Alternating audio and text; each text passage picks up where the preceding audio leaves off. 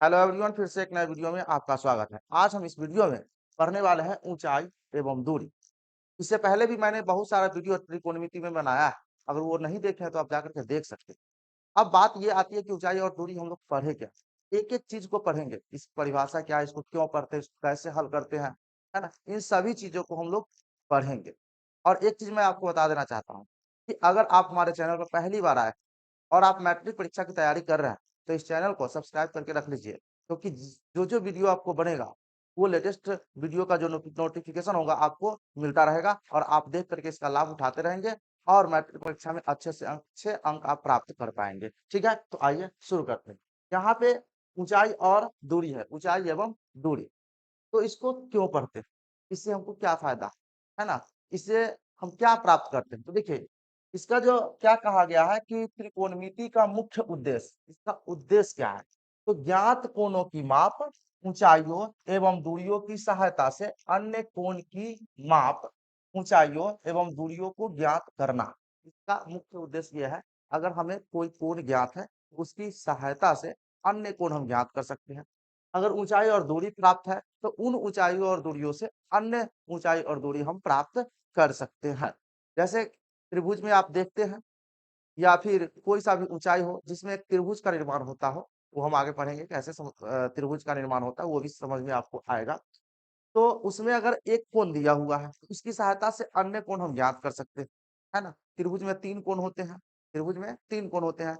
और त्रिकोणमिति में जो भी त्रिभुज का निर्माण होता है, वो होता है क्या, समकोण त्रिभुज। अगर अन्य त्रिभुज भी होते हैं, तो उसमें हम समकोण त्रिभुज बनाने का, उसमें खोजने का प्रयास करते हैं और उसकी सहायता से जो भी कहा जाता है उसके अनुसार जो ज्ञात करना होता है वो हम ज्ञात कर लेते हैं। तो आपने समझा ये कि ज्ञात कोण की माप की सहायता से, ज्ञात ऊंचाई की सहायता से, ज्ञात दूरियों की सहायता से अन्य कोण की माप, ऊंचाई एवं दूरी को ज्ञात करना त्रिकोणमिति का मुख्य उद्देश्य। ठीक है, इसका प्रयोग निम्नलिखित क्षेत्रों में होता है। कहाँ कहाँ होता है, इस चैप्टर का जो हम इसको अध्ययन करेंगे, तो इसकी सहायता, इसकी उपयोग कहाँ कहाँ होगा, इसका प्रयोग कहाँ कहाँ होगा। देखिए, यहाँ कहता है कि नाप जोख या सर्वेक्षण में, यानी कि नाप जोख जहाँ होता है या कोई चीज का हम सर्वेक्षण करते हैं, है ना, जो ऊंचाई और दूरी से संबंधित, कोण से संबंधित हो, वहां हम इसका प्रयोग करते हैं। दूसरा है कि भवन निर्माण के नाप जोख में, जब भवन का निर्माण होता है तो उसमें भी ऊंचाई दूरी होती है। भवन कितना ऊंचाई होगा, उसकी लंबाई क्या होगी, कितना दूरी में बनेगा, है ना, कितना एंगल पर कौन सा डिजाइन होगा, इन सब चीजों को निकालने में भी त्रिकोणमिति की सहायता ली जाती है। ठीक है, तीसरी है कि नदी की चौड़ाई ज्ञात करने में। देखिए, नदी पर कभी कभी पुल बनता है ना, तो वो पुल बनेगा तो वो नदी की कितनी चौड़ाई है, वो कितने एंगल पे बनेगा, उसका झुकाव क्या होगा, इस तरह से जो एंगल है या उसके बीच की दूरियां है, चौड़ाई है, नदी की चौड़ाई क्या है, उन सब ज्ञात करने में भी हम त्रिकोणमिति का प्रयोग करते हैं। चौथा ये है कि मीनार या वृक्ष की ऊंचाई ज्ञात करने में। मीनार, है ना, मीनार की ऊंचाई क्या है, उसको ज्ञात करने में। वृक्ष की ऊंचाई क्या है, उसकी ऊंचाई ज्ञात करने में। वृक्ष पर बिना चढ़े हुए वृक्ष कितनी ऊंचाई होगा, ये पता लगाने के लिए हम त्रिकोणमिति की सहायता लेते हैं और त्रिकोणमिति की सहायता से ही उसकी ऊंचाई को हम प्राप्त कर पाते हैं। तो ये सब प्रयोग है। और इसके अलावा और भी जगहों पर इसका प्रयोग होता। ठीक है, उदाहरण के लिए मैंने कुछ 4 उदाहरण यहाँ पर लिख रखा है, तो आप ये समझ पाए होंगे। आगे देखिए, अब देखिए, अब ये तो इसका क्या था, त्रिकोणमिति हम क्यों पढ़ते हैं और इसका कहाँ प्रयोग था, ये मैंने बताया। अब जो हम बात करने वाले हैं कि इसमें जो प्रश्न होंगे, है ना, वो कैसे हल होंगे। तो उसमें कुछ शब्द का प्रयोग होगा, कुछ टर्म का प्रयोग होगा। जैसे कि यहाँ क्षैतिज तल, क्षैतिज तल कह देगा, तो इसको, इसका मतलब हमको क्या समझना है। क्षैतिज रेखा है, ये क्या होता है। दृष्टि रेखा, ये क्या होता है। उन्नयन कोण, ये किसको कहते हैं। अवनमन कोण, ये किसको कहते हैं। ये सब हमें जानकारी होनी चाहिए। अगर ये नहीं पता रहेगा तो प्रश्न हमें समझ में नहीं आएगा, जब समझ में ही नहीं आएगा तो हल नहीं हो पाएगा। तो देखिए, यहाँ पे कहा है क्षैतिज तल। क्षैतिज तल किसे कहते हैं, तो कहा है पृथ्वी तल के समांतर खींचे गए तल को क्षैतिज तल कहते हैं। पृथ्वी के तल यानी जो समतल होते हैं, उस तल के समांतर अगर कोई रेखा खींचते हैं, तो वह जो है क्षैतिज तल कहलाता है। वो जो उसके समांतर जो कोई भी तल होता है, वो हमारा क्या है, क्षैतिज तल कहलाता है। आगे हम बताएंगे, आपको समझाएंगे कि क्षैतिज तल किस प्रकार से होता है। अभी पहले आप इसको देख लीजिए, परिभाषा को। उसके बाद कहता है क्षैतिज रेखा क्या है? तो क्षैतिज रेखा कहता है बाएं से दाएं ओर खींचे गए रेखा, सरल रेखा को क्षैतिज रेखा कहते हैं, बाएं से दाएं ओर। देखिए, यहाँ पे मैं बता भी देता हूँ।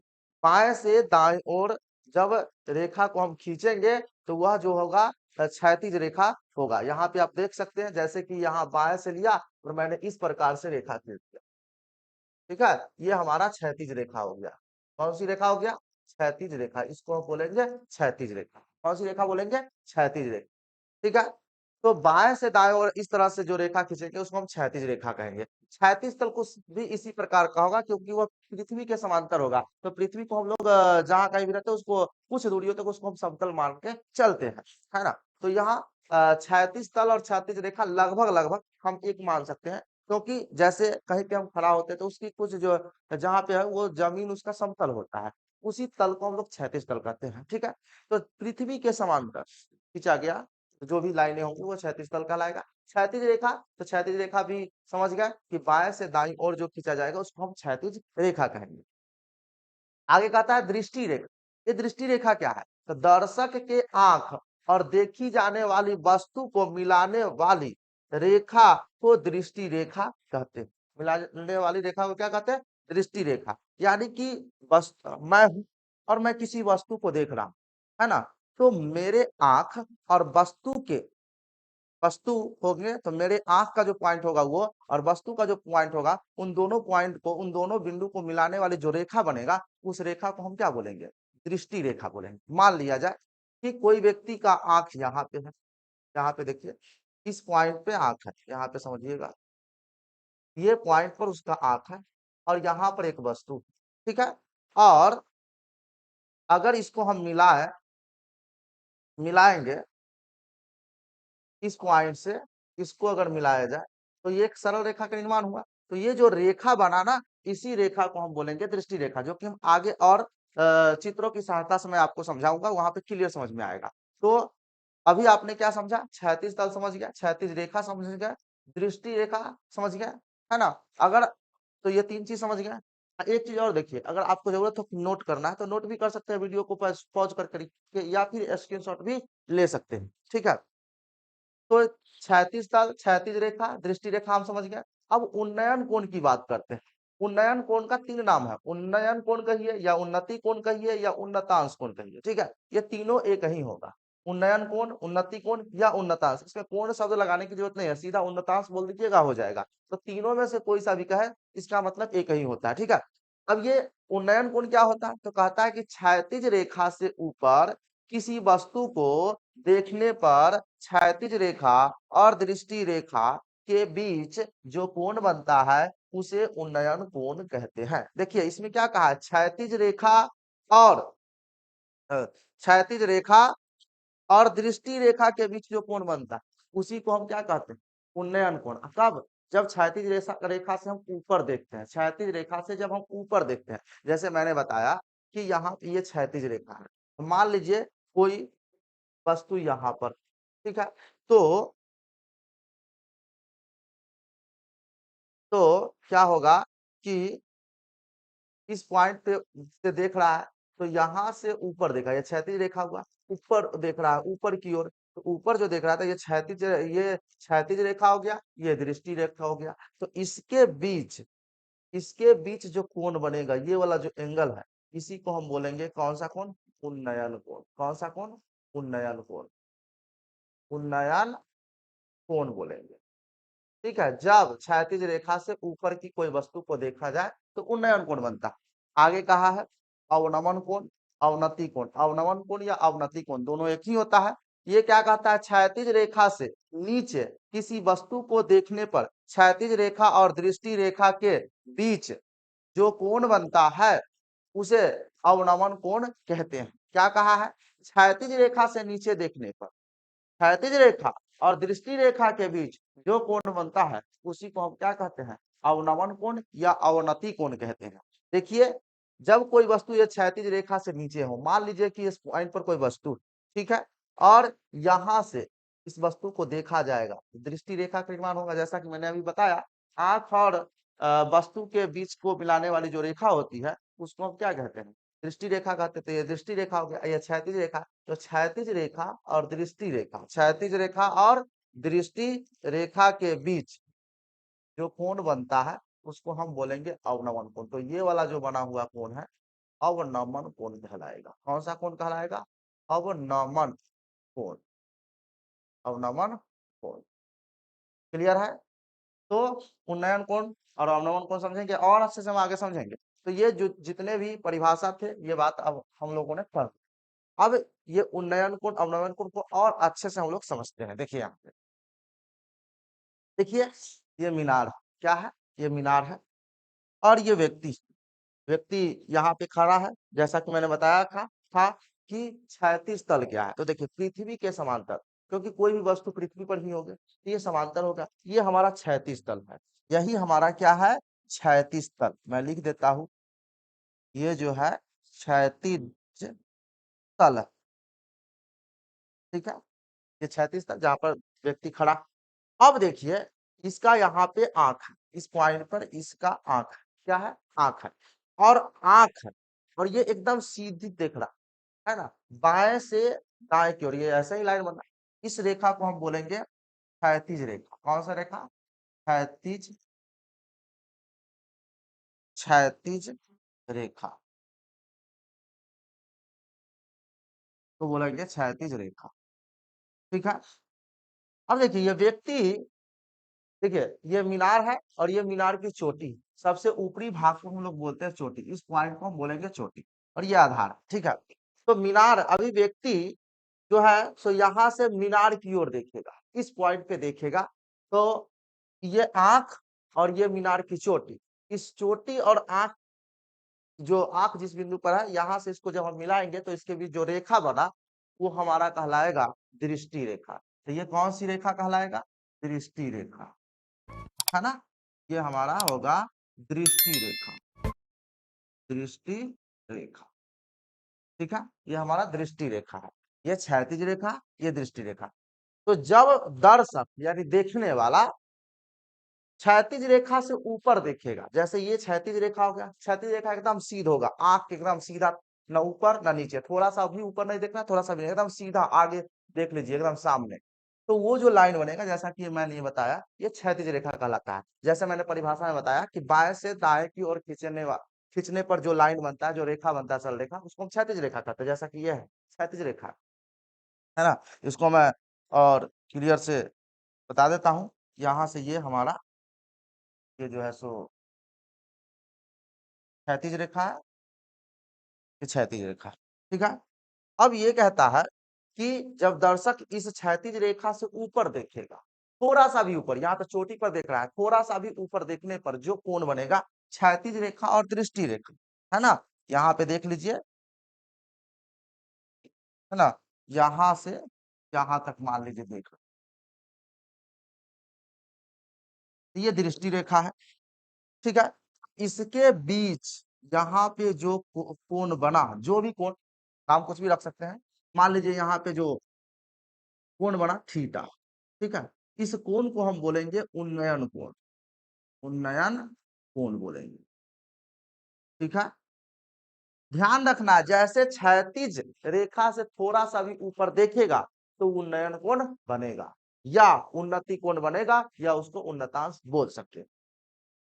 ठीक है, उसी प्रकार जब ये दर्शक इस क्षैतिज रेखा से नीचे देखे, अब देखिए ये व्यक्ति जो है सो नीचे की ओर अगर देखेगा, आधार को, मीनार की आधार को अगर देखेगा तो ये क्षैतिज रेखा से नीचे की ओर देखेगा। तो ये क्षैतिज रेखा और ये जो दृष्टि रेखा है, ये जो दृष्टि रेखा है, ये जो दृष्टि रेखा है, तो ये क्षैतिज रेखा और दृष्टि रेखा के बीच कोई ना कोई कोण बनेगा। जितने डिग्री का भी कोण बनेगा, जितने अंश का भी कोण बनेगा, वह कोण हमारा कहलाएगा क्या? तो वो कहलाएगा हमारा अवनमन कोण। मान लीजिए यहाँ की अवनमन कोण को मैं फाई बोल देता हूँ। ठीक है, तो ये जो कोण है हमारा बनेगा अवनमन कोण। ठीक है, ये बनेगा अवनमन। क्लियर? तो ध्यान में यही रखना है कि क्षैतिज रेखा से थोड़ा सा भी ऊपर देखेंगे उन्नयन कोण, नीचे देखेंगे अवनमन कोण। जैसे देखिए मेरे सामने एक पंखा है उधर और मैं ऊपर देख रहा हूं, तो क्षैतिज रेखा और दृष्टि रेखा के बीच जो कोण बनेंगे वो कौन सा कोण बनेंगे? उन्नयन कोण। मान लीजिए मैं नीचे की ओर देख रहा हूं तो क्षैतिज रेखा और दृष्टि रेखा, कोई वस्तु को मान लीजिए नीचे में कोई दीवार की मतलब जड़ को मैं देख रहा हूँ, तो क्षैतिज रेखा और दृष्टि रेखा के बीच जो कोण बनेगा वो कौन सा कोण कहलाएगा? अवनमन कोण कहलाएगा। यानी कि क्षैतिज रेखा, फिर से समझ लीजिए, एक क्षैतिज रेखा मैं यहाँ पे लेता हूँ, ये क्षैतिज रेखा है, ठीक है? क्योंकि उन्नयन और अवनमन क्लियर हो गया तो समझिए आपका सवाल हल करना आसान हो जाएगा। ये क्षैतिज रेखा है और इससे व्यक्ति थोड़ा-सा भी ऊपर देखे, थोड़ा-सा भी ऊपर देखे, तो देखिए ऊपर देखा है ना, तो ये एंगल जो बनेगा ये हमारा कहलाएगा उन्नयन। उन्नयन कोण कहलाएगा। क्लियर है? जब कभी देखिए, और एक मैं लेता हूँ फिर से, एक क्षैतिज रेखा ले रहा हूँ, ठीक है? ये क्षैतिज रेखा है और इससे क्या करेगा कि नीचे देखेगा, यहाँ से यहाँ नीचे देखेगा, ऐसे देखेगा नीचे यहाँ। अब यहाँ पर ये क्षैतिज रेखा और दृष्टि रेखा, इसके बीच जो कोण बनेगा ये हमारा कहलाएगा अवनमन कोण।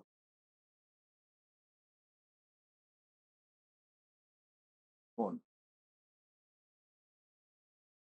तो उन्नयन कोण और अवनमन कोण समझ गए होंगे। क्षैतिज रेखा किसे कहते हैं ये समझ गए होंगे, क्षैतिज तल किसे कहते हैं ये समझ गए, क्योंकि इन शब्दों का ये है ना, इस प्रश्न में लिखा हुआ रहेगा। दृष्टि रेखा क्या है ये भी समझ गए होंगे, तो इन सबको आपको याद रखना है। क्लियर? तो ये समझ गए। अब आगे आइए, देखिए इसमें प्रश्न कैसे कैसे पूछ सकता है, देख लीजिए।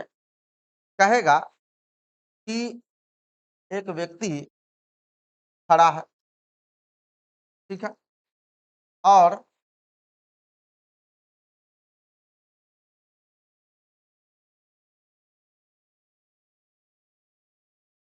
ठीक है, और ये इसका यहाँ पे आंख क्या है, यहाँ पे ये आंख है, ठीक है, यहाँ पे मान लीजिए ये आंख है, ठीक है, और ये तो इसका क्षैतिज तल इस तरह से होगा। अब कहेगा कि वह वस्तु किसी ऊपर, ये क्षैतिज तल से ऊपर देख रहा है, मान लीजिए यहाँ पे कोई वस्तु है, इसको देख रहा है, तो जैसे ही देखेगा ऊपर की वस्तु को, तो यहाँ आंख और इसको मिलाने वाली रेखा जो होगा वह दृष्टि रेखा बनेगा। तो क्षैतिज रेखा से ऊपर देख रहा है, तो जैसे ही ऊपर देखेगा, पूछेगा कौन सा कोण बना, तो आप कहेंगे क्या, कौन सा कोण बना, तो आप कहेंगे सर उन्नयन कोण। कौन सा कोण? उन्नयन कोण। कौन सा कोण बनेगा? उन्नयन। कहेगा कि नहीं, इससे नीचे की वस्तु, कोई वस्तु यहाँ पर मान लीजिए टेबल रखा, क्या रखा है? टेबल रखा, यहाँ पे ये टेबल रखा, ठीक है, और इसको देखा, इस वस्तु को देखा तो नीचे देखा, इस पॉइंट को देखा यहाँ पे, ठीक है, तो नीचे की ओर देखा, तो यहाँ पे जो कोण बनेगा ये कौन सा कोण बनेगा? अवनमन कोण। उन्नयन कोण और अवनमन कोण को समझ गए। सीधा याद रखना, 36 तल से ऊपर देखेगा यानी ऊ से ऊपर, ऊ से उन्नयन, ऊपर देखेगा तो उन्नयन कोण और नीचे देखेगा तो अवनमन कोण। तो उन्नयन याद रहेगा तो अवनमन भी याद रहेगा, क्योंकि ऊ से उन्नयन, ऊपर देखोगे तो उन्नयन, नीचे देखोगे तो है ना अवनमन। सीधा प्रश्न में जब कह दे कि ऊपर देखा है, चाहे कोई वस्तु ऊपर है, कौन सा कोण बनेगा?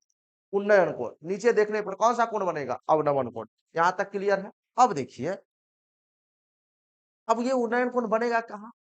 तो मान लीजिए कोई दो लाइन खींचा हुआ है ऐसे, समझिए यहाँ पे, क्योंकि क्वेश्चन जो है सो थोड़ा सा उलझा देता है और वहां पे बच्चे गलती कर लेते हैं।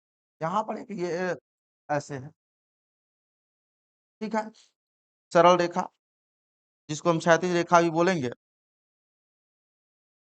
और एक ऊपर भी ऐसे है, ठीक है, ठीक है, हाँ अब सही है।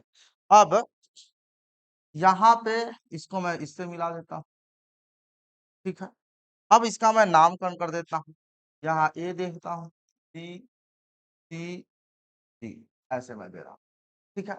अब कहेगा कोई व्यक्ति, है ना, सी से बी बिंदु को देख रहा है, सी से बी बिंदु को देख रहा है, कहाँ से देख रहा है? सी से बी बिंदु को देख रहा है, तो सी का जो कोण बनेगा वो कौन सा कोण कहलाएगा?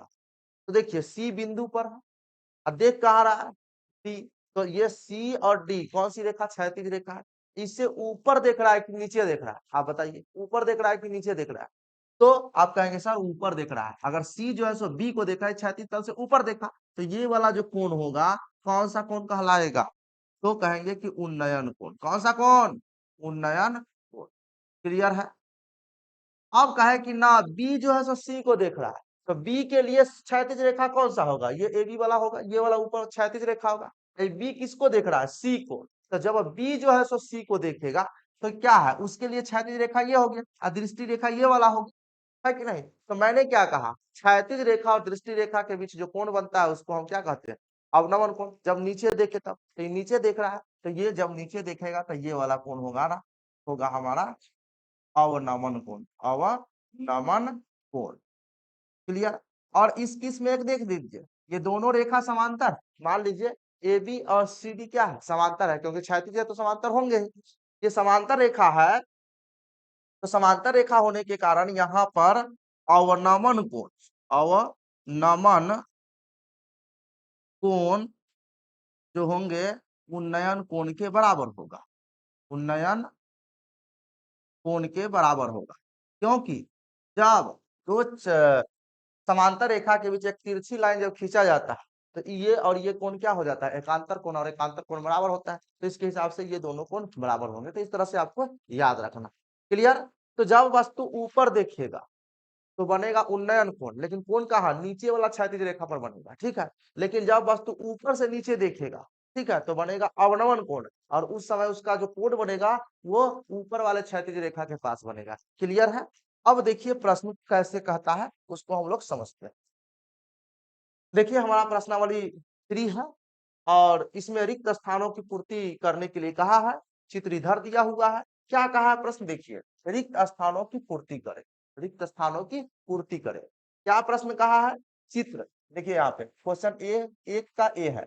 चित्र में पी क्यू आर एक समकोण त्रिभुज है। कौन सा त्रिभुज है? समकोण त्रिभुज है, जिसमें क्यू आर क्षैतिज है। क्यू आर क्या है? क्षैतिज है। जरा देखिए यहाँ डायग्राम में त्रिभुज में ये क्यू आर क्षैतिज, मैंने क्या कहा था? जो बाएं से दाएं होगा, देखिए बाएं से दाएं इस तरह से खींचा हुआ है, पृथ्वी तल के समांतर तो है ना, तो ये जो है हमारा क्षैतिज रेखा है, ठीक है।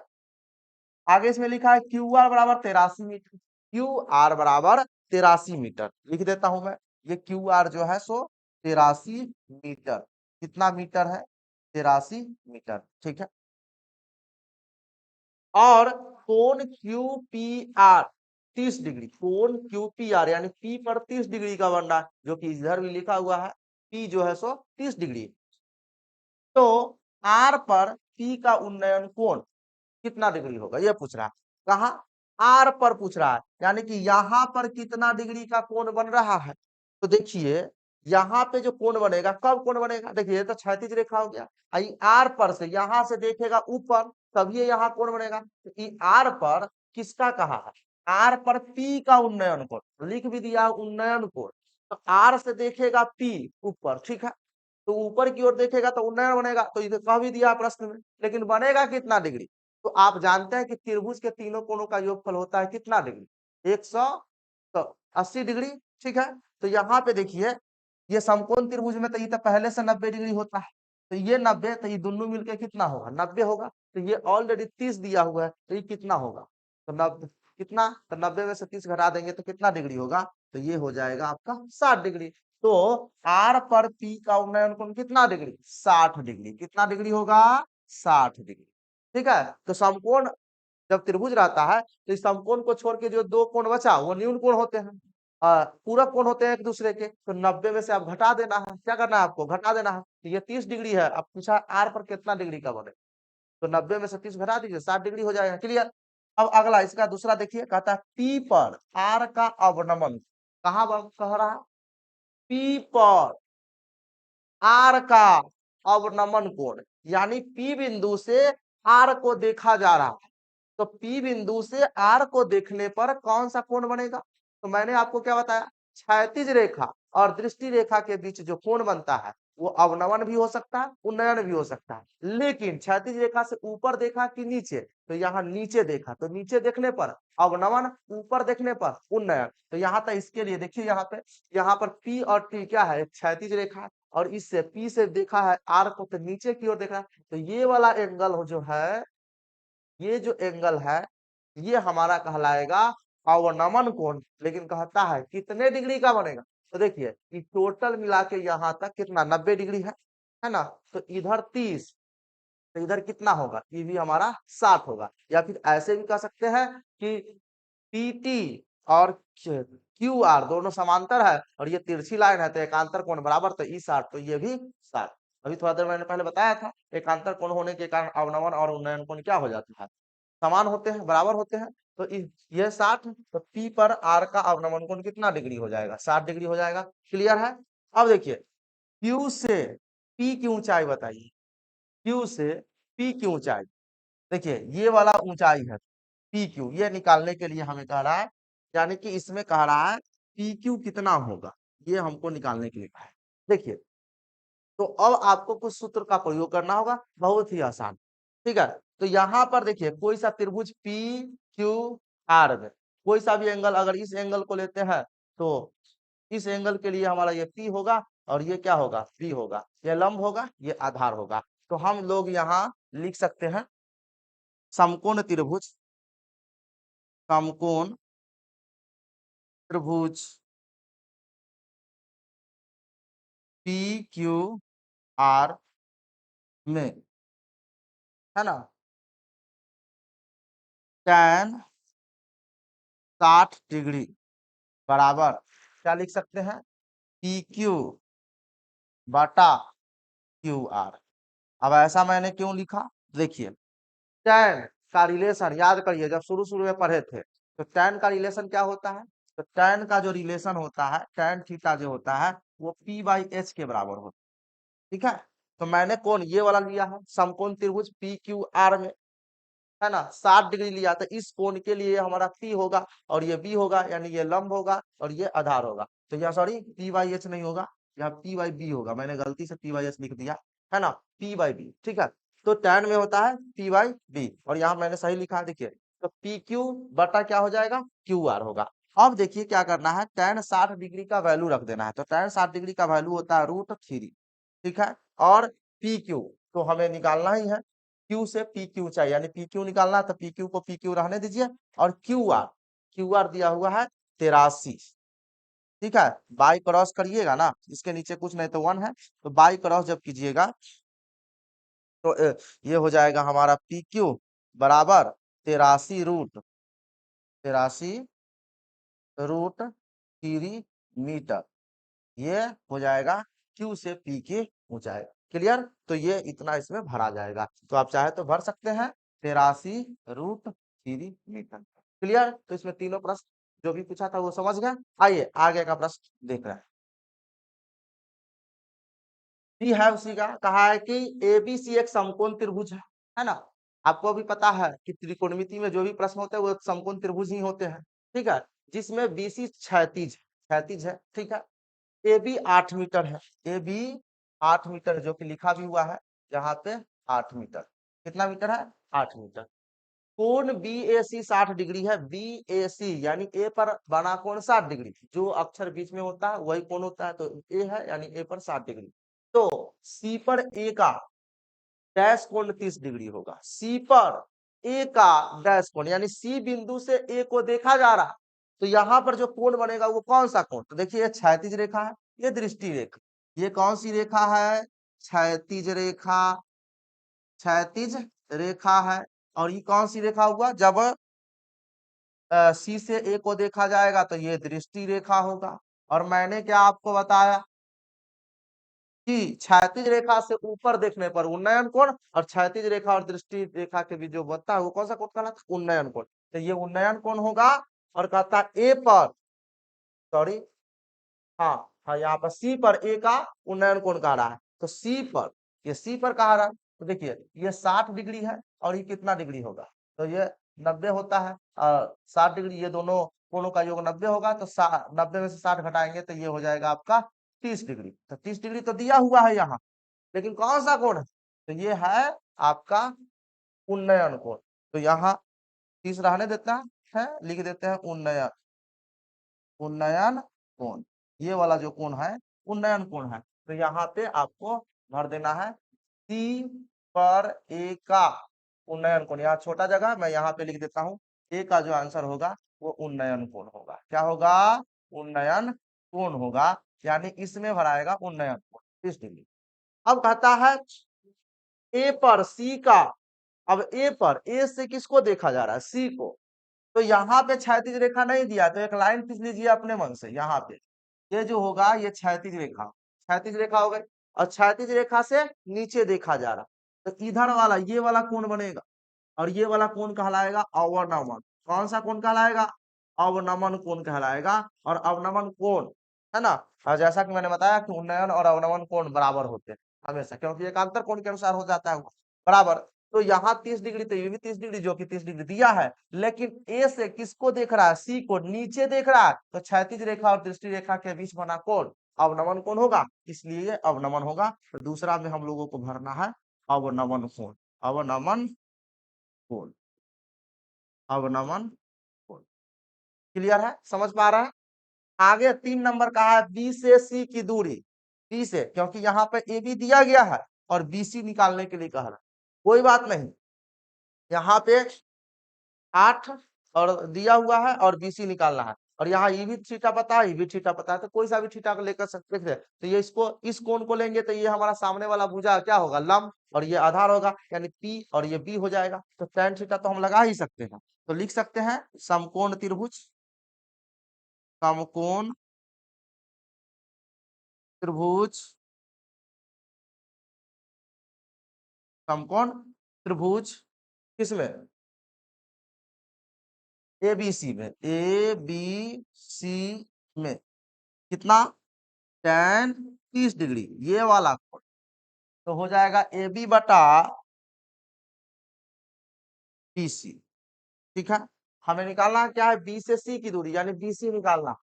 ठीक है, तो यहाँ पे देखिए tan 30 डिग्री होता है 1/√3, और ए बी ज्ञात है हमें 8 मीटर, तो 8 लिख देना है। बी सी ज्ञात नहीं है तो बाई क्रॉस कर लेना है हमें, तो बाई क्रॉस करेंगे तो बी सी बराबर 8√3 मीटर हो जाएगा, यानी बी से सी की दूरी 8√3 मीटर, यही हमारा आंसर होगा। आप चाहे तो इसको यहाँ पे भर सकते हैं 8√3। क्लियर, तो इस प्रकार से हमको दूरी निकालना। देखिए रिलेशन हम इस प्रकार से लगाते हैं, जो कौन सा लगेगा, तो देखिए मैंने ये देखा कि यहाँ हमें पी पता है तो बी ज्ञात करना, तो मेरे दिमाग में ध्यान में आया कि ये पी और बी का जो रिलेशन होता है वो tan के साथ होता है या तो cot के साथ होता है, तो या तो tan लगाइए या cot लगा दीजिए, दोनों में से कोई भी लगाएंगे आपका उत्तर आ जाएगा। क्लियर है, आइए आगे का प्रश्न देखते हैं। आगे जो प्रश्न है वो 2 नंबर प्रश्न है, इसमें कहा है त्रिभुज एबीसी में कोण ए बराबर 90 डिग्री, समकोण होगा तो 90 तो होगा ही, और ए बी बराबर 6 सेंटीमीटर है एवं ए सी बराबर 2√3 सेंटीमीटर, तो कोण बी की माप क्या होगा, डॉट डॉट है भरने के लिए, तो निकालना तो होगा ही। तो देखिए इसमें समकोण त्रिभुज कहा है, तो पहले तो समकोण त्रिभुज बनाना होगा। तो देखिए मैं एक समकोण त्रिभुज ले लेता हूं,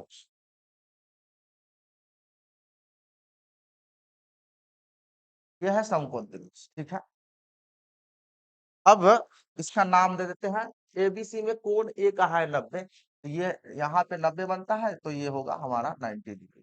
क्लियर, आगे कहता है ए बी कहता है 6 सेंटीमीटर और ए सी कहता है 2√3, तो मैं यहाँ पे दे देता हूँ बी और यहाँ पे सी, तो ये ए बी होगा और ये होगा 6 सेंटीमीटर, और ए सी जो होगा ये ए सी ये 2√3 सेंटीमीटर। तो कोण बी कितने डिग्री का होगा ये पूछने के लिए कहा है, ये वाला कोण हमको निकालने के लिए कह रहा है, ये कोण कितने डिग्री होगा, कोण बी ये हमको निकालने के लिए कह रहा है, ये कितने डिग्री का होगा। तो देखिए अगर हम कोण बी की बात करें तो देखिए हमें पता है ये और ये, तो इसके हिसाब से अगर इस कोण को लेंगे तो ये सामने वाला भुजा क्या हो, लंब, और ये बगल वाला पड़ोसी वाला क्या कहलाएगा, आधार कहलाता है, ये आपको पता है। तो हम लेते हैं tan बी, tan बी, क्योंकि बी की ही मान ज्ञात करने के लिए कहा, तो tan का रिलेशन होता है p बाई बी, यानी p बाई बी। ठीक है, तो यहाँ पर ये क्या है, ये इस कोण के लिए ये b है, ये क्या है, बी है, और ये क्या है, ये पी है, क्योंकि इसके सामने वाली भुजा को हम पी कहते हैं और पड़ोसी वाला वी है। तो इसके हिसाब से देखिए, अच्छा tan बी कहा है तो tan बी रहने देते हैं यहाँ पे। और पी की अगर बात करें तो पी है 2√3 और बी की बात करें तो वो 6 है। अब देखिए क्या होगा, 2 तिया 6 कटेगा, ठीक है। अब देखिए यहाँ पे √3 है और यहाँ 3 है, इसको हम इस प्रकार तो लिख ही सकते हैं, √3 ये 3 को 2 बार लिख सकते हैं, √3 इंटू √3, ठीक है। एक से ये कट जाएगा तो क्या बचेगा, ऊपर कुछ नहीं बचा तो कितना बचेगा, एक, यानी कि tan b बराबर हम लिख सकते हैं 1/√3। अब देखिए ये tan में ही है, tan b है, तो ये वैल्यू हम सोचेंगे, ये वाला वैल्यू tan में कितने डिग्री का होता है, तो आप कहेंगे सर tan जो है ना 30 डिग्री का जो होता वैल्यू होता है वो √1/√3 होता है।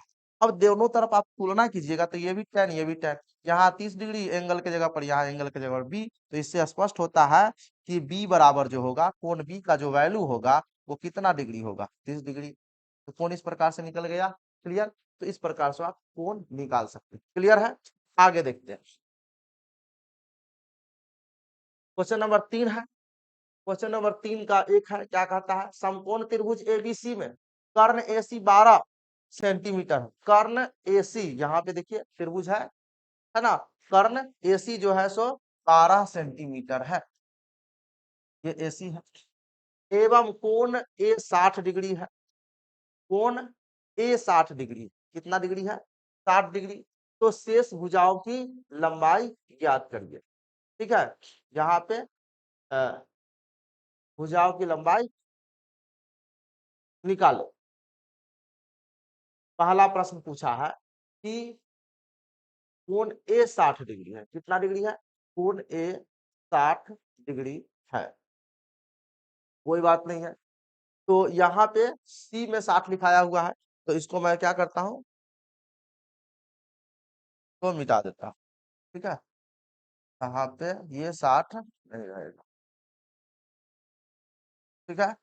तो कितना पे कहा है 60 डिग्री, कोण ए पे, तो मैं ए को बना देता हूँ 60 डिग्री, ये होगा 60 डिग्री, ठीक है। ये 60 डिग्री, तो शेष भुजाओं की लंबाई निकाले, नंबर 1 में कहा, ठीक है। कोई बात नहीं, देखता हूं। ये 12 दिया हुआ है, ठीक है, तो ये कर्ण हो गया, तो इस एंगल के हिसाब से देखिएगा ना, इस एंगल के हिसाब से तो ये हमारा क्या होगा, बी होता है, ठीक है। और ये पी होता है, और ये तो एच सबके लिए होता है, किसी भी एंगल के लिए एच होगा, ठीक है। तो यहाँ पे हम कौन सा त्रिकोणमितीय अनुपात लगाए, कौन सा रिलेशन लगा, तो देखिए यहाँ पे इस एंगल के हिसाब से तो ये और इसमें संबंध लेना पड़ेगा, तो ये हो जाता, ये हो जाएगा बी और ये होगा क्या, एच होगा, सीधी सी बात है। तो हम लोग ले सकते हैं, देखिए नंबर 1 का सॉल्यूशन करते हैं। समकोण त्रिभुज, समकोण त्रिभुज ए बी सी में, ए बी सी में कॉस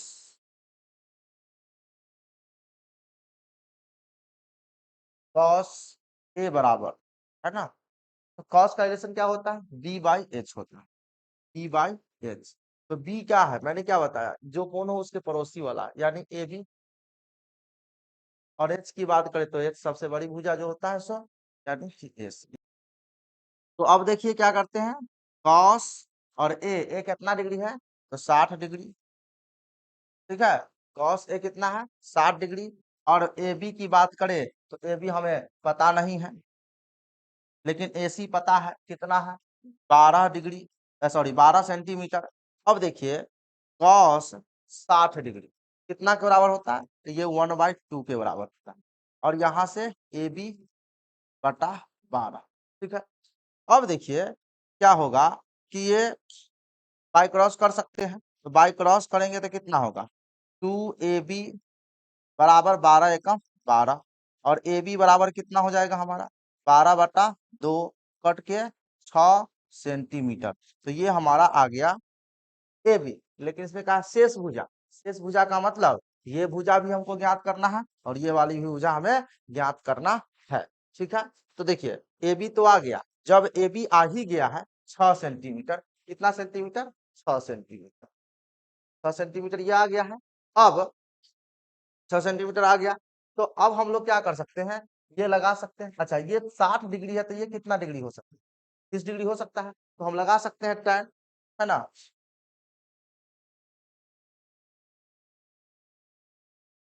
tan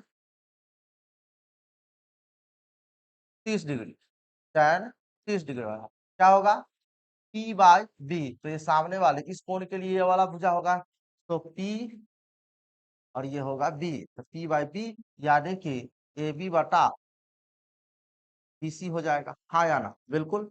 और tan 30 डिग्री कितना के वैल्यू, कितना के बराबर होता है, √1/√3 के बराबर। ठीक है, और ए बी की अगर बात करें तो ए बी हमारा कितना, अभी अभी आया है 6 सेंटीमीटर, और बीसी नहीं पता है तो बीसी हम लोग निकाल सकते हैं। ठीक है, अब देखिए पाई क्रॉस अगर हम करेंगे तो बीसी बराबर हो जाएगा 6√3 सेंटीमीटर हो जाएगा। कितना, ये आपका आंसर हो जाएगा। ठीक है, ये आपका आंसर। तो बीसी निकल के ये आ गया और ये ए बी निकल के आ गया, दोनों का वैल्यू निकल के आ गया। अब इसमें एक और प्रश्न पूछा, क्या है, आकृति में कोण ए बी सी बराबर 90 डिग्री, कोण बी ए सी बराबर 60 डिग्री, तो भुजा बी सी भुजा ए बी की कितनी गुनी, भुजा बी सी भुजा ए बी की कितनी गुनी है। देखिए अभी आपने ए बी कितना देखा, 6 सेंटीमीटर, और बी सी कितना निकल के आया, तो √6√3 सेंटीमीटर। तो इसमें प्रश्न पूछा है दूसरा नंबर, तो देखिए ये 2 नंबर का उत्तर है। अभी तो ये एक का था, ये दो, ये थे बी सी भुजा ए बी की कितनी गुनी है। तो देखिए ना, बी सी आया है 6√3 आया, और ए बी कितना है, 6 आया। तो जो BC है वो AB का √3 गुनी है, तो हम लिख सकते हैं कि BC BC जो है √3 इंटू ए बी, यानी AB का √3 गुना है, चाहे ऐसे भी लिख सकते हैं। अतः भुजा BC भुजा BC भुजा AB की √3 गुनी है। क्लियर, ये समझ गया। तो ये दोनों प्रश्नों का उत्तर यहाँ समझ गए, सॉल्यूशन कैसे होता है ये समझ गए, क्लियर हुआ। आगे बढ़ते हैं। आगे का जो प्रश्न है 4 नंबर है, कहता है एक वायुयान 36 तल के साथ 30 डिग्री का कोण बनाते हुए जमीन से उड़ता हुआ 180 मीटर जाता है। कितना जाता है, 180 मीटर जाता है। तो जमीन से वायुयान की ऊंचाई कितनी होगी। देखिए वायुयान आपने देखा होगा, रियल में नहीं देखा होगा, टेलीविजन में जरूर देखा होगा। ठीक है, रियल में देखे तो और अच्छी बात। ठीक है, तो देखिए वायुयान होता है क्या, डायरेक्ट ऊपर जाता है, नहीं ना, डायरेक्ट ऊपर जाएगा क्या, नहीं। वो एक क्या होता है, एक जैसे कि मान लीजिए ये भूमि तल होगा, है ना, मान लीजिए ये भूमि तल, तो यहाँ पे क्या हो रहा है, रनवे पर क्या करती है, वो कुछ दूर तक चलती है, और चलने के बाद कुछ ऐसे जाती है ना। तो यहाँ पर ये, हाँ क्या कहा कि एक वायुयान 36 तल के साथ, है ना, 36 तल मैंने बताया था कि पृथ्वी के समांतर जो तल होता है उसी को हम 36 तल कहते हैं। तो ये रनवे हुआ ना, तो रनवे पर कुछ दूरी तय करती है ना, वो अपना स्पीड बढ़ाती है और उसके बाद धीरे धीरे ऊपर की ओर उठते हैं, कुछ इस तरह से। ठीक है, तो यहाँ पे क्या कह रहा है, वायुयान 36 तल के साथ 30 डिग्री का कोण बनाती है। तो देखिए ये 36 तल है और ये ऊपर गया, तो ये एंगल है ना, यही कह रहा है कि 30 डिग्री का कोण बनाती है। आगे कहता है बनाते हुए जमीन से उड़ता हुआ, जमीन से उड़ा, देखो उड़ रहा है ना, उड़ता हुआ 180 मीटर जाता है। कितना मीटर जाता है, 180 मीटर जाता है। उड़ता हुआ 180 मीटर जाता है, जमीन से उड़ता हुआ 180 मीटर, मतलब यहां से ये जब उठा तो ये 180 मीटर गया, 180 मीटर गया। कितना, 180 मीटर जाता है। तो जमीन से वायुयान क्यों जाए, तो मान लीजिए इस पॉइंट पर ये 180, तब क्योंकि इधर मैंने 13 कर दिया है, तो ये 180 मीटर जाने के बाद ये जमीन से कितना ऊंचा है, तो इसको जमीन को थोड़ा सा इधर बढ़ाते हैं और इसको ऐसे मिलाते हैं, तो ये कौन सा त्रिभुज बना? समकोण त्रिभुज बना ना। आप देख सकते हैं इस प्रकार ये और ये समकोण त्रिभुज। तो इसी तरह से आपको त्रिभुज का निर्माण करना है, प्रश्न में जैसा कहा है उसी के अनुसार। ये समकोण त्रिभुज, तो ये हमारा 180 मीटर हो गया और ये 30 डिग्री का कोण बनाता है। ऊंचाई, तो मान लीजिए यहाँ पे वायुयान है, इस पॉइंट पर क्या है? वायुयान है, तो ये जमीन है, तो ये वाला ऊंचाई कितना डिग्री होगा ये हमको पता करने के लिए कहा है। क्लियर? अब इस चित्र को मैं मिटाता हूँ, ठीक है, और मिटा करके त्रिभुज बना के तब मैं आपको बताता हूँ, ठीक है। एक समकोण त्रिभुज लेना, ठीक है, ये एक समकोण त्रिभुज है, ठीक है। यहाँ पे थीटा 30 डिग्री का कोण बना रहा है।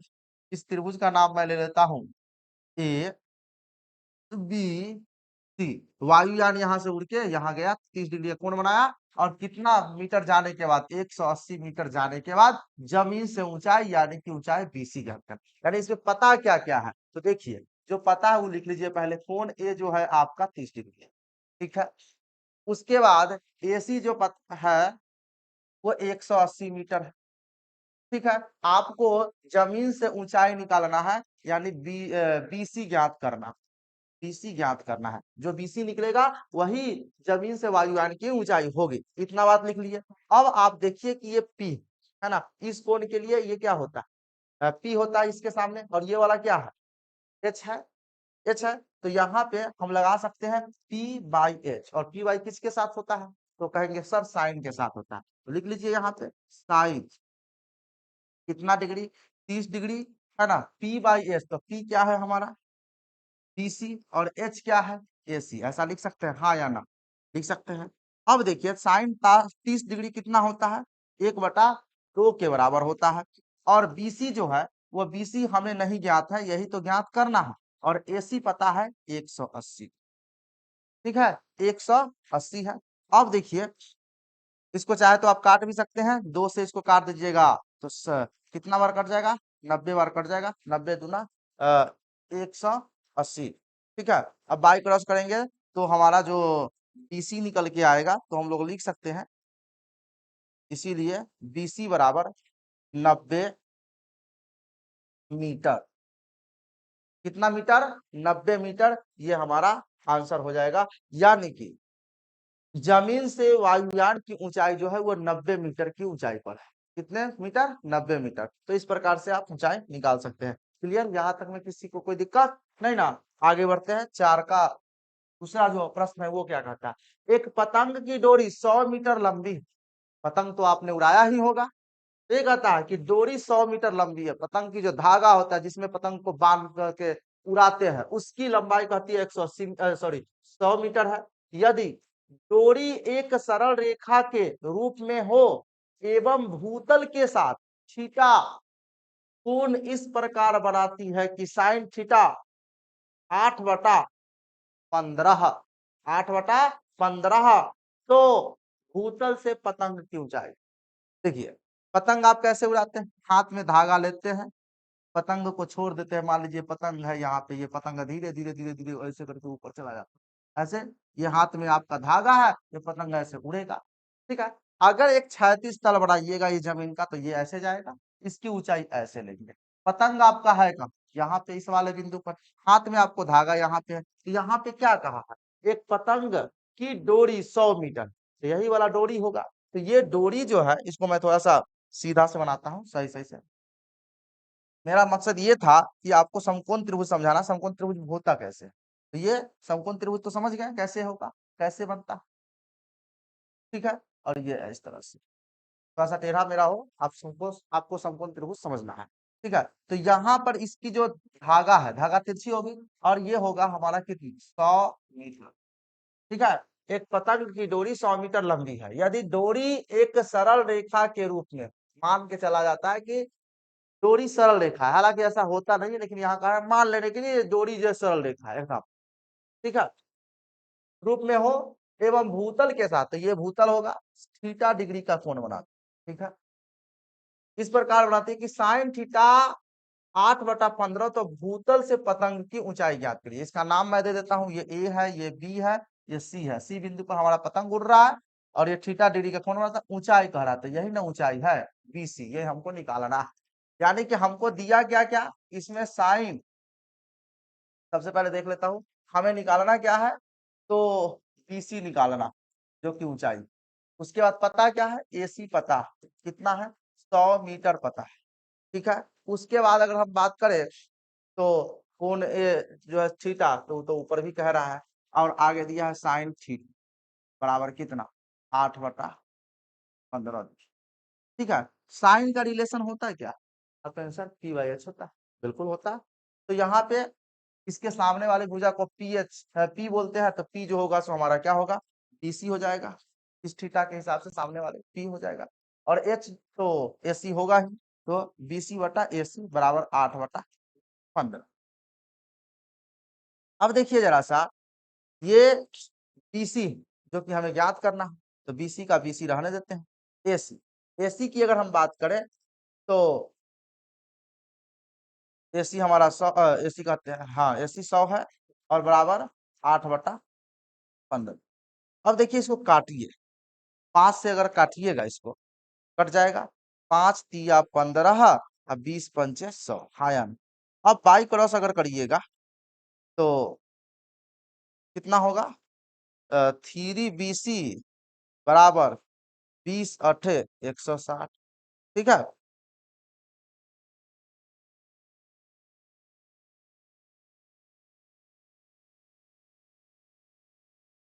20 × 8 160 हो जाएगा। अब 3 से इसमें भाग दे देना, क्या करना है, 3 से भाग करेंगे ना, देखिए यहाँ पे बीसी अगर निकालना होगा तो क्या करेंगे, 160/3 हो जाएगा। तो बीसी बराबर हमारा क्या होगा, तो देखिए 3 से भाग देंगे ना, यहाँ देख लीजिए, यहाँ भाग देना है, 3×5 = 15, एक शेष बचेगा ऊपर से, 0 उतरेगा, 3 तिया 9, फिर एक शेष दशमलव बैठाएंगे, 0, 3 तिया 9, फिर से क्या होगा, एक शेष होगा। ठीक है, तो ये पुनरावृत्ति होता रहेगा, तो हम लोग एक स्थान तक ले लेते हैं, पुनरावृत्ति इतना करने की जरूरत नहीं है, फिर भी मैंने लिख दिया है। ठीक है, तो ये हमको आ जाएगा 53.3, तो यहाँ 53.3 मीटर होगा। यानी कि पतंग की जो ऊंचाई है जमीन से, पतंग की ऊंचाई कितना है, 53.3 मीटर, ये हमारा आंसर हो गया। क्लियर, यहाँ तक समझ पाए? तो इस प्रकार से आपको प्रश्नों को हल करना है। आगे की प्रश्न को देख रहे हैं। आगे का जो प्रश्न है 5 नंबर है, क्या कहा है जरा ध्यान से समझिएगा, क्योंकि जब तक आप प्रश्न को नहीं समझेंगे प्रश्न हल नहीं होगा। ठीक है, वीडियो 55-56 मिनट का बना है, कोई बात नहीं, 1 घंटा का हो जाएगा। ठीक है, तो यहाँ पे 5 का 1 नंबर प्रश्न ये कहा है, AB एक ऊर्ध्वाधर दीवार है, ऊर्ध्वाधर दीवार है, दीवार तो जानते हैं कैसा होता है, खड़ा ऊपर, है ना, उसको ऊर्ध्वाधर ही कहेंगे, जिसका B भाग भूमि के संपर्क में है, AC सीधी जमीन से C बिंदु पर टिकी हुई है, यदि कोण ACB 60 डिग्री, BC बराबर 3 मीटर, तो सीधी की लंबाई ज्ञात कीजिए। सीधी की कितनी लंबाई, तो देखिए सबसे पहले कहा है कि AB क्या है, ऊर्ध्वाधर दीवार है, तो सबसे पहले आपको करना यह है कि ऊर्ध्वाधर एक दीवार ले लेना है, इस तरह से दीवार हो गया, जिसका बी भाग भूमि के संपर्क में है, तो भूमि नीचे ही होता है, तो बी संपर्क में है। AC सीढ़ी है, सीढ़ी देखिए सीढ़ी कैसे होगा, तिरछी होगा ना, दीवार पर सीढ़ी लगाएंगे तो सीढ़ी कुछ हट करके सीढ़ी ऐसे लगेगा, ये सीढ़ी वाला भाग हो गया, ये सीढ़ी है, AC सीढ़ी है, जमीन से C बिंदु पर टिकी है, जमीन से C बिंदु पर, यानी सीढ़ी का जो सिरा है वो टिका जमीन से जो टिकेगा, तो जहां जमीन से सीढ़ी टच हो रहा है वो C बिंदु से टिका हुआ है, तो ये कहाँ होगा, यहाँ पर होगा, इस प्रकार से, यानी एक एक चीज को पढ़ते हुए जैसे करा वैसे ही बनाना है। AC सीढ़ी है, तो AC सीढ़ी है ही, और जमीन से C बिंदु पर टिकी है, यानी सीढ़ी C बिंदु पर टिकी हुई है, यानी कि C नीचे ही होगा, ऊपर नहीं होगा, ऊपर होगा तो गलती हो जाएगी, इसलिए चित्र जो इसमें बनता है त्रिभुज वो सही बनना चाहिए। ठीक है, यदि कोण ACB, बीच में कौन सा अक्षर, C ना, C पर 60 डिग्री का कोण बन रहा है, ये वाला 60 डिग्री, BC 3 मीटर है, BC ये वाला 3 मीटर है, तो सीधी की लंबाई यानी सीधी एसी है, ये हमको ज्ञात करना है।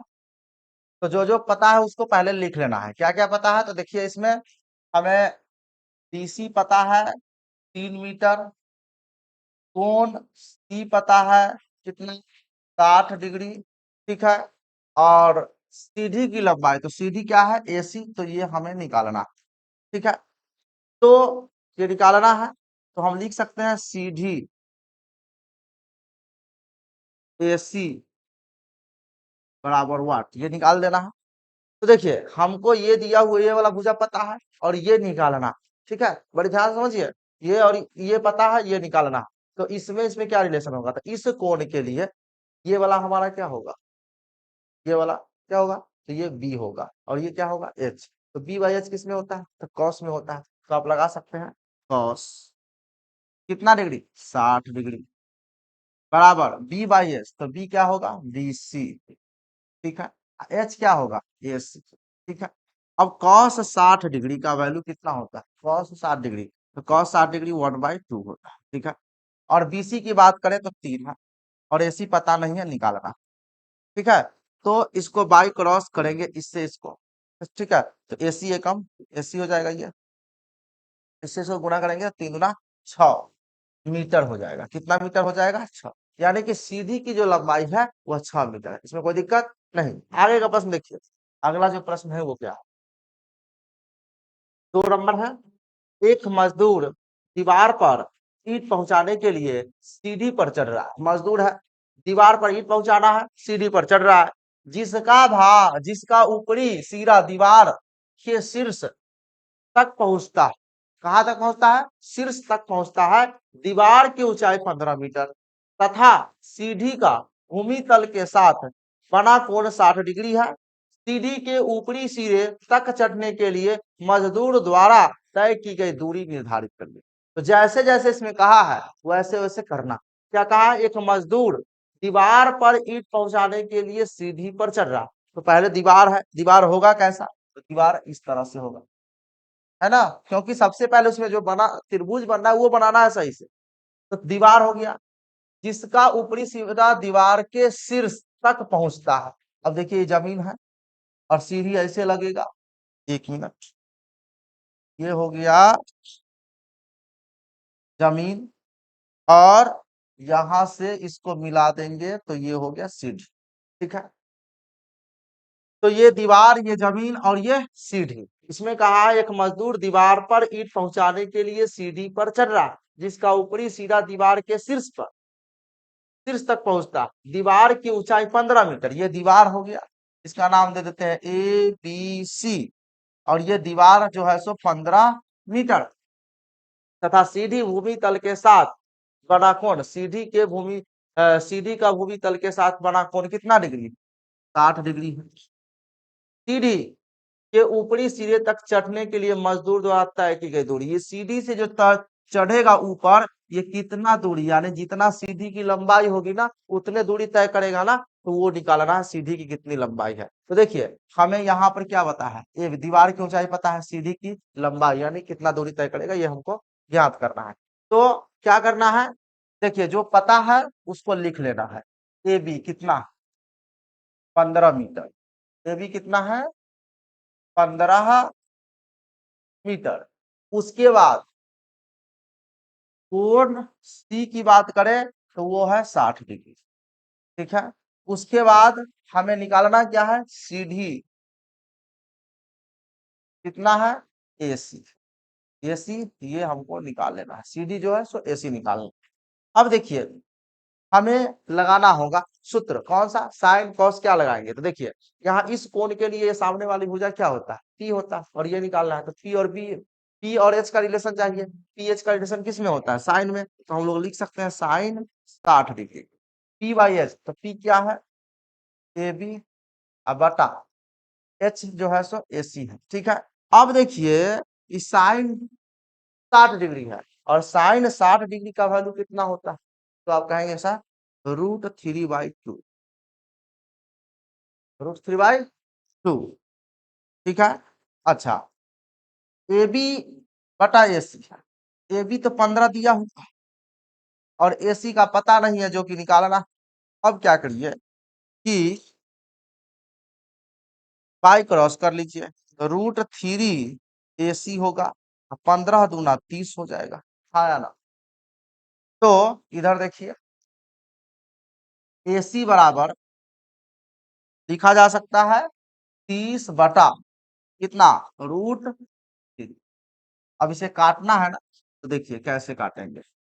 AC बराबर देखिए 30 को मैं गुणनखंड कर देता हूं ताकि आपको आसानी समझ में आए। इसको मैं लिख सकता हूं 10 गुना 3, और 3 को यहाँ पर 3 लिख सकता हूं, लेकिन मैं 3 को भी लिख सकता हूं √3 इंटू √3, हाँ या ना, लिख सकता हूँ ना, लिख सकता हूँ। अब बटा में √3, एक रूट से एक √3 कट जाएगा, तो इसीलिए हमारा AC बराबर बचेगा कितना, 10√3 मीटर। ये हो जाएगा सीढ़ी की लंबाई, यानी दूरी जो तय करना पड़ेगा ईंट पहुंचाने के लिए मजदूर को दीवार तक, वो कितना, 10√3 मीटर। यही आंसर हो जाएगा।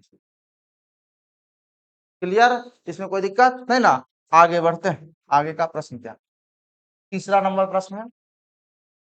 10 मीटर ऊंचे एक खंभे को सीधा खड़ा करने के लिए, 10 मीटर ऊंचे एक खंभे को सीधा खड़ा रखने के लिए एक स्टील की तार का एक सिरा खंभे की चोटी से बांधकर दूसरे सिरे को क्षैतिज भूमि पर स्थिर किया गया है। यदि तार क्षैतिज के साथ 45 डिग्री का कोण बनाए तो तार की लंबाई निकाले। देखिए आपने देखा होगा कि जो बिजली की पोल होती है, तो उसमें आपने देखा होगा कहीं पे कि एक पोल रहता है और उसका एक जो है सो शीर्ष में जो होता है चोटी में एक बांध देता है, और दूसरा सिरा जमीन से लेकर के टाइट करके बांध, ताकि वो पोल गिरे नहीं, यानी कि खड़ा सीधा खड़ा रहे। तो वही बात इसमें कहा है, पोल वाला सवाल है, तो आपको एक पोल बना लेना है। यहाँ पोल बना लिए, ये जमीन से लगा हुआ। अब इसमें क्या है, एक तार बांध देता है, यहाँ पे तार बांध के जमीन के नीचे ले आता है, और ये जमीन बना देना है ना, जमीन बना देना है, ये जमीन है। तो यही कह रहा है, ये है तार, ये हो गया दीवार, दीवार का खंबा हो गया, पोल ये कहिए या बिजली का खंबा कहिए, जो भी कहिए। तो ये खंबा है, इसको यहाँ तार की सहायता, ये तार हो गया, इसका मैं नाम दे देता हूँ ABC। ठीक है, ये हो गया खंबा, AC है तार, और ये तो भूमि तल है। तो इसमें कहा है 10 मीटर ऊंचे एक खंभे को, ये खंबा 10 मीटर, 10 मीटर कौन सी, खंभा की ऊंचाई, ठीक है, खड़ा रखने के लिए एक स्टील की तार का एक सिरा खंभे की चोटी में बना हुआ है, से बांधकर दूसरे सिरे को क्षैतिज भूमि पर स्थिर किया गया है, भूमि में स्थिर किया गया, बांध दिया गया।